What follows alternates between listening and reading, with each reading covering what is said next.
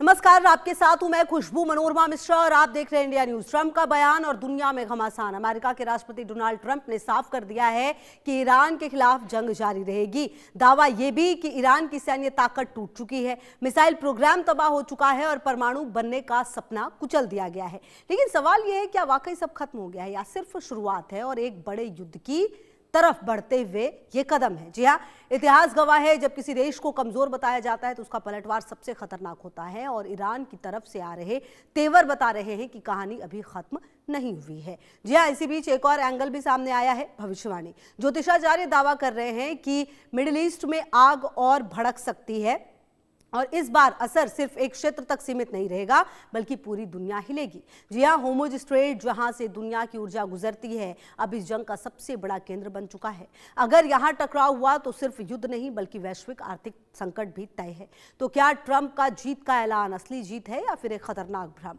क्या अप्रैल में होगा ईरान का द एंड और क्या भविष्यवाणी और हकीकत एक ही दिशा में बढ़ रहे हैं? इन्हीं सवालों पर आज होगी सबसे बड़ी बहस। हमारे साथ जुड़ेंगे हमारे खास मेहमान, सवाल होंगे और जवाब लेने की कोशिश भी होगी। We're going to hit them extremely hard over the next 2 to 3 weeks. We're going to bring them back to the Stone Ages where they belong. In the meantime, discussions are ongoing. Regime change was not our goal. We never said regime change, but regime change has occurred because of all of their original leaders' death. They're all dead. The new group is less radical and much more reasonable. Yet if during this period of time no deal. तो देखिए, अब आपको Trump की 5 बड़ी बातें जो हैं वो बताते हैं हम कि आखिरकार वो बातें कौन सी हैं जो ट्रंप की तरफ से कही गई हैं। जी हां, ईरान के खिलाफ जंग जारी रहेगी। सबसे बड़ी बात तो ये कही गई है कि ईरान के खिलाफ जंग जारी रहेगी, ये बात इनकी तरफ से कही गई। ईरान की मिसाइल क्षमता को खत्म किया है, ये भी कहा है ट्रंप ने कि ईरान की मिसाइल क्षमता खत्म कर दी है। ईरान का न्यूक्लियर प्रोग्राम रोका गया, मतलब जिसके लिए शुरू किया गया था वो काम हुआ है। IRGC को कमजोर कर दिया गया है जो सबसे मजबूत थी। यहां पर ऑपरेशन एपिक फ्यूरी पूरी तरह सफल है। तो ये बातें ट्रंप की तरफ से कही गई है। हालांकि इन बातों में सच्चाई कितनी है ये भी देखना होगा और ट्रंप ने क्या कुछ कहा है जरा सुना देते हैं आपको। No longer. This is a true investment in your children and your grandchildren's future.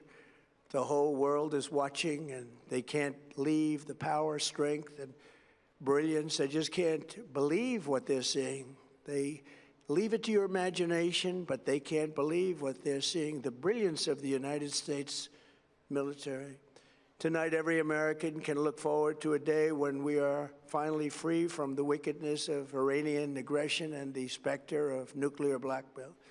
Because of the actions we have taken, we are on the cusp of ending Iran's sinister threat to America and the world. And I'll tell you, the world is watching, and when we do, when it's all over, the United States will be safer, stronger, more prosperous, and greater than it has ever been before. May God bless the men and women of the United States Armed Forces, and may God bless the United States of America. और चलिए, Trump के बयान के 10 बड़े मायने भी अब आपको बता देते हैं, समझाते हैं कि आखिरकार उनके बयान के मायने क्या है। देखिए, ईरान की ताकत पर बड़ा सवाल जो है वो उठा है उनके बयान के बाद। ईरान की ताकत पर बड़ा सवाल है। इसके अलावा युद्ध खत्म नहीं हुआ है और नया चरण शुरू हुआ है, ये बात भी ट्रंप के बयान से समझ में आता है। मिडिल ईस्ट में अस्थिरता बढ़ेगी, कम से कम ये तो बिल्कुल क्लियर हो गया है। तेल संकट और गहराएगा, जो तेल संकट अभी शुरू हो चुका है वो और समय के साथ तेज होगा। होर्मुज स्ट्रेट पर टकराव तय है क्योंकि ट्रंप की तरफ से कह दिया गया कि भाई आप अपने अपने जहाजों का देख लीजिए होर्मुज स्ट्रेट में। अमेरिका की जो आक्रामक नीति है वो भी सामने आई है और साफ है आक्रामक नीति। इसके अलावा इजराइल को खुला समर्थन भी दिया गया है। ईरान के पलटवार का खतरा भी नजर आता है। जो ट्रंप के बयान है उसके 10 बड़े मायने अगर आप देखें तो ईरान के पलटवार का खतरा भी है। ग्लोबल मार्केट में उथल पुथल संभव है और तीसरे विश्व युद्ध की बहस तेज होती हुई नजर आ रही है कि क्या दुनिया एक बार फिर से तीसरे विश्व युद्ध के मुहाने पर पहुंची है। और कुल मिलाकर देखिए, ये वो सवाल है जिसके जवाब ढूंढने की हम कोशिश करेंगे। मेरे साथ खास मेहमानों की मौजूदगी भी, और मनोज मिश्रा जी भी मेरे साथ ज्योतिषी जुड़ेंगे। इसके अलावा अलंकृता मानवी जी भी ज्योतिषी जुड़ गई हैं मेरे साथ। अलंकृता जी, बहुत स्वागत है आपका और बहुत शुक्रिया भी हमारे साथ जुड़ने के लिए। सबसे बड़ा सवाल अलंकृता जी मेरे जहन में यह आता है कि ट्रंप अपने बयान अगर देखे जाए तो सुबह के उनके बयान में और शाम के बयान में भी मैचिंग नहीं होता, उनके बयान ही हमेशा बदलते रहे हैं। अब जो बातें उनकी तरफ से कही गई हैं, क्या लगता है कि ट्रंप ने जो बातें कही वो कितनी सीरियसली ली जा सकती हैं? देखिए, वो कहते हैं ना, विनाश काले विपरीत बुद्धि। तो ओवर कॉन्फिडेंस हमेशा गलत होता है। और यहाँ ट्रम्प जो पिक्चर दिखा रहे हैं वो बिल्कुल विपरीत दिखा रहे हैं। क्योंकि ये युद्ध वेनेजुएला पे अटैक जब अमेरिका ने किया था तो ये सोच के किया था कि अब अगर ईरान के ऊपर भी अटैक होगा तो शायद ईरान जो है वो डर जाएगा या वैसा जवाब नहीं देगा जैसा ईरान ने अपनी सोवरेनिटी या अपने देश की एक साख बनाए रखने के लिए जवाब दिया। और अब कहीं न कहीं उनका ये बयान और हर अमेरिकन को जो है एक तरह से मैंने पूरी स्पीच सुनी जहाँ पे वो ये दर्शा रहे थे कि वो बहुत ही विनिंग सिचुएशन में हैं। और वो ये नहीं जानते कि ये जो युद्ध है ये एक पूरी तरह से ग्लोबल इकोनॉमी को हिला रहा है। ये युद्ध जो है वो आगे एक रिसेशन को बढ़ा रहा है और ये मैडनेस है अपने आप में। 1 मिलियन से ऊपर कैजुअलिटीज हो गई हैं और आप बिल्कुल ऐसे प्रिटेंड कर रहे हैं कि आप एक विनर की तरह इमर्ज हुए हैं और आपने अपनी कंट्री को सेव किया है फ्रॉम द ईरान अटैक, जो कि बिल्कुल गलत है। आपने ट्रिगर किया है, आप दर्शाते ये हैं कि पीस ट्रीटी होगी और पीस ट्रीटी के दौरान ही इजराइल जो है वो मिसाइल्स दागता है ईरान पर। तो ये एक तरह से बहुत ही कॉन्फ्लिक्टिंग बयान अमेरिका की तरफ से आ रहे हैं और बहुत ही दुखद है कि ट्रम्प और जो ईरानियन इनके जो लीडर हैं नेतन्याहू, ये जी। लोग मिलके जो भी कर रहे हैं वो बाकी के कंट्रीज के बारे में नहीं सोच रहे हैं, ग्लोबली नहीं सोच रहे हैं, ह्यूमैनिटेरियन ग्राउंड्स के बारे में नहीं सोच रहे हैं। अभी इससे क्या है कि बहुत सारे ऑयल पॉइंट्स हैं जो एक तरह से मतलब कुल मिलाकर जो बातें अलंकृता जी, जी आप कह रही हैं, देखिए ये बात तो जी, अमेरिका जब ट्रंप ने दूसरी बार सत्ता संभाली तभी उन्होंने कह दिया था कि मेक अमेरिका ग्रेट अगेन, वो इसी पर चली रहे, उनको किसी का कुछ नहीं सोचना है, मतलब सिर्फ अपना सोचना है। ये बात तो वो कह ही चुके थे और उसी पर आगे भी बढ़ रहे हैं। मैं आती हूँ आपके पास, मनोज मिश्रा जी भी मेरे साथ जुड़े हुए। मनोज जी, ये जो पूरी परिस्थितियां हैं, कहा यह जा रहा है कि 1 से 2 हफ्ते में ट्रंप कह रहे थे ठीक हो जाएगा, लेकिन क्या सचमुच अप्रैल के जाते जाते क्या ये युद्ध खत्म हो जाएगा? लेकिन इस युद्ध के खत्म होने के बाद भी जो मुश्किलें हैं खास करके भारत जैसे देश के लिए वो बहुत बढ़ने वाली है, ये साफ साफ नजर आ रहा है। सबसे पहले तो आपके सभी दर्शकों को मेरा नमस्कार। जी। जिसे आप सीजफायर बोलते हैं वो दूसरे युद्ध की तैयारी होती है, ऐसा कहा जाता है। तो पूरी तरीके से ये खत्म हो जाएगा ये कहना तो मुश्किल है, पर लेकिन हम ये कह सकते हैं कि अभी पिक्चर बाकी है। क्योंकि इस समय मंगल और शनि का जो गोचर हो रहा है कुंडली के अंदर, ये ज्यादातर एक कॉम्बिनेशन वॉर मॉन्गरिंग से जुड़ा हुआ है। मंगल और शनि ये दोनों क्रूएल प्लैनेट हैं जो अभी एक सेम नक्षत्र में 20 अप्रैल के आसपास 4 ग्रह, अगर हम आउटर प्लैनेट को भी ले लें तो उस समय करीब 4 ग्रह आपके उत्तरा भाद्रपद नक्षत्र के अंदर होंगे। मंगल और शनि का जो कॉम्बिनेशन होता है, ये कॉम्बिनेशन उपद्रव की स्थिति के लिए रिस्पॉन्सिबल होता है, ज्यादातर वॉर वगैरह के लिए मंगल और शनि का ये। तो अभी जब सूर्य उच्चस्त होगा, हर महीने की 15 तारीख को सूर्य की संक्रांति होती है कि सूर्य जब मेष राशि के अंदर जाएगा, जैसा कि सबको पता है कि सूर्य शासन और सत्ता से जुड़ा हुआ एक ग्रह है। और जैसा कि डोनाल्ड ट्रंप की कुंडली है, डोनाल्ड ट्रंप का जन्म सिंह लग्न में हुआ है, वृश्चिक राशि, ज्येष्ठा नक्षत्र है। ज्येष्ठा नक्षत्र जैसा कि अपनी सुप्रीमेसी के लिए रहने वाला एक नक्षत्र है, और दूसरी तरफ मघा नक्षत्र जिसमें उनकी लग्न है वो भी एक रॉयल नक्षत्र है। तो ये जो कॉम्बिनेशन अभी बन रहा है, केतु का मघा नक्षत्र में ट्रांजिट होने वाला है, तो मैं ये कह सकता हूं कि अभी जहां तक की बात है डोनाल्ड ट्रंप की, वहां पे शांति आती आसानी से दिखती नहीं है।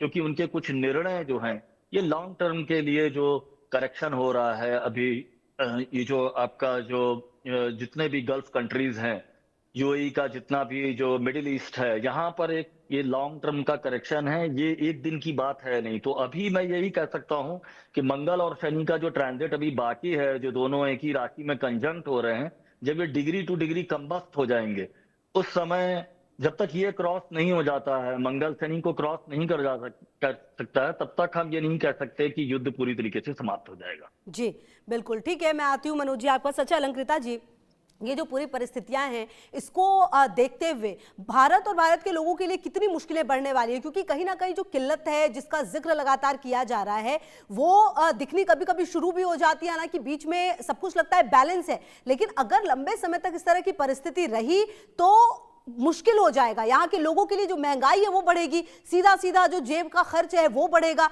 और मुश्किलें आम लोगों की काफी बढ़ सकती हैं आने वाले समय में। ऐसा भी होता हुआ नजर आ रहा है क्या? देखिए 12% जो रेड सी है वो कवर हो रहा है और 22% गल्फ में जो है वो तेल है वो कवर हो रहा है। तो कहीं ना कहीं ऑयल क्राइसिस तो शुरू हो गए हैं और उसके बाद जब भी कोई भी वॉर होती है उसका पूरी इकोनॉमी पे फर्क पड़ता है। और धीरे धीरे अगर ये वॉर इसी तरह से चलती रही जो थमती हुई एस्ट्रोलॉजिकली भी मैं देखूं तो कहीं ना कहीं जून तक और विध्वंस बढ़ेगा और आक्रामक होंगे दोनों देश एक दूसरे के लिए और कहीं ना कहीं ट्रिगर करता रहेगा। अमेरिका इस तरह से अगर सपोर्ट करेगा, बहुत सारी कंट्रीज ने अमेरिका से सपोर्ट जो है अपनी छीन ली है, क्योंकि कहीं ना कहीं वॉर अगर होती है तो बहुत ही ट्रैजिक और बहुत ही इनह्यूमन और बहुत ही दुखद होती है। आज तो बच्चे भी हैं कैजुअलिटीज में, इनफैक्ट कोई इंडियन भी है कैजुअलिटीज में जब मैं देख रही थी, तो बहुत ही दुखद है। और जो ट्रम्प ने एग्जाम्पल्स दिए हैं कि वियतनाम में 19 साल वॉर चली थी, कोई भी वॉर जो है वो इतने कम समय में खत्म नहीं होती है, लंबे समय तक चलती है। लेकिन वो ये भूल गए हैं कि अब जो समय है, अगर ये वॉर 1 साल तक रहेगी तो ये बहुत बड़ा ग्लोबल रिसेशन क्रिएट कर देगी। एक तरह से ये मैडनेस है उनकी कि वो नेतन्याहू और वो लोग मिलके दूसरी कंट्रीज का, नेबरिंग कंट्रीज का या इकोनॉमी का सोच ही नहीं रहे हैं। और अब जब वो इतनी बार इमर्ज हुए विनर इलेक्शंस में तो उनका ओवर कॉन्फिडेंस इतना बढ़ गया कि उन्हें लग रहा है कि जो वो सोच रहे हैं, जो वो कर रहे हैं या जैसा वो कर रहे हैं ठीक है। लेकिन कहीं ना कहीं उनके कंट्री से भी कॉन्फ्लिक्टिंग बयान आ रहे हैं उनके। वो ये कहते हैं कि ईरान के पास कुछ भी नहीं है, इस वजह से ईरान के steel plants, nuclear plants, Kharg जो एक तरह से खार्ग आइलैंड जहाँ पे तेल है वो एक्वायर करना चाहते हैं कहीं ना कहीं। तो एक तरह से उनके लिए एक मजाक चल रहा है, लेकिन ये बहुत ही बड़ा ट्रैजिक एक इवेंट पूरा ग्लोबली हम सबके लिए एक वार्निंग और चेतावनी की तरह है कि अगर इसी तरह से पीस ट्रीटी जेन्युइनली नहीं होगी तो ये बहुत बड़ी दिक्कत साबित हो जाएगी for the global warming also, for the recession also, for economy also. क्योंकि कहीं ना कहीं कुछ रीजन्स ऐसे हैं जहाँ पे जो इन्वायरमेंट के लिए भी सस्टेनेबल थे उन पे भी असर पड़ रहा है वॉर का। और आने वाला समय जो है ये सिर्फ हमारे लिए शांत बैठने का नहीं है, सोचने का है कि कहीं ना कहीं पीस ट्रीटी की ओर जाना चाहिए और उसकी तरफ कोई जेन्युइनली बढ़ नहीं रहा है। ठीक है, बिल्कुल। अच्छा मनोज जी, देखिए ये जो पूरी परिस्थिति है इसको देखते हुए आपको क्या लगता है कि भारत के लिए क्या सबसे सही कदम है जो यहाँ के अभी पॉलिटिशियंस जो हैं वो उठा सकते हैं? इसके अलावा जो ट्रंप बातें कहते हैं उसको कितना सीरियसली लिया जाए, क्योंकि जिस तरह की बातें वो कर रहे हैं और जो एक्शन उसके बाद सामने आता है वो बिल्कुल विपरीत सामने आ रहा है।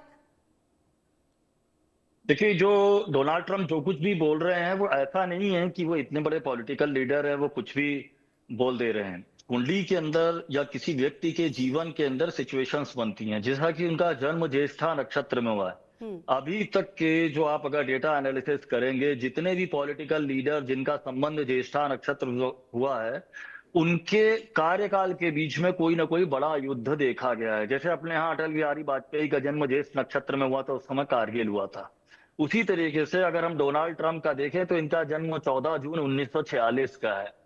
तो 14 जून 1946 के हिसाब से डोनाल्ड ट्रंप की कुंडली में इस समय उनके जीवन का 80वां साल चल रहा है।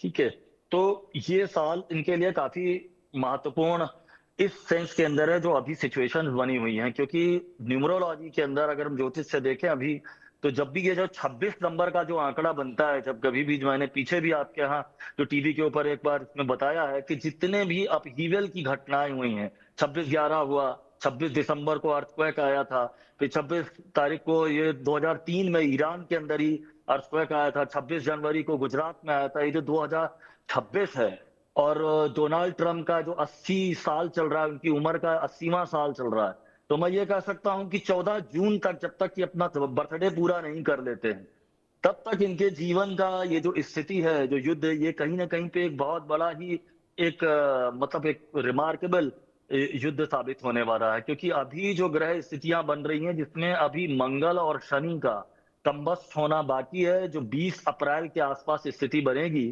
तो जब तक ये क्रॉस नहीं हो जाता है और डोनाल्ड ट्रंप का ये जो बर्थडे है, 80 साल के हो रहे हैं डोनाल्ड ट्रंप, तो जो भी इनकी कुंडली बताती है कि उनके अंदर कहीं ना कहीं पे जो ये नक्षत्र है, मघा नक्षत्र का मंगल उनकी लग्न में, जैसा कि उनका स्लोगन था, मेक अमेरिका ग्रेट अगेन, जिसको हम शॉर्ट फॉर्म में MAGA, मागा, तो मघा नक्षत्र में ही उनका मंगल है लग्न के अंदर। तो ये जो मंगल है मघा नक्षत्र में, इसी नक्षत्र में भी केतु का ट्रांजिट होने वाला है। केतु और मंगल ये दो ग्रह ऐसे हैं जो वॉर मॉन्गरिंग के लिए जाने जाते हैं। जैसे डोनाल्ड ट्रंप को जैसे हम देख रहे हैं, एडोल्फ हिटलर का भी जन्म भी मूल नक्षत्र में हुआ था जो केतु का नक्षत्र है। तो ये जो केतु का ट्रांजिट अभी मघा नक्षत्र के अंदर होगा, तो हम ये नहीं कह सकते हैं अभी की स्थितियां एकदम सामान्य हो जाएंगी। 15 तारीख के बाद जब सूर्य उच्चस्त होगा और मंगल और Shani degree two degree conjunct होंगे, तो ये स्थितियां और गंभीर हो सकती हैं।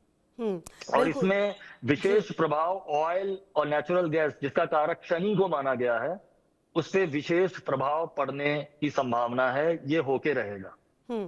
ठीक है। अलंकृता जी, कुल मिलाकर जो तेल और गैस को लेकर जो संभावना है वो तो नजर आ रही है। क्या लगता है कि भारत इस आपदा में कुछ अवसर ढूंढेगा, आत्मनिर्भर भारत बनने की दिशा में कुछ अच्छा हो जाएगा? और तेल और गैस जो हम इतने ज्यादा निर्भर है दूसरे देशों पर, उसके लिए क्या अच्छे विकल्प आने वाले समय में भारत के लिए बनते नजर आ रहे हैं?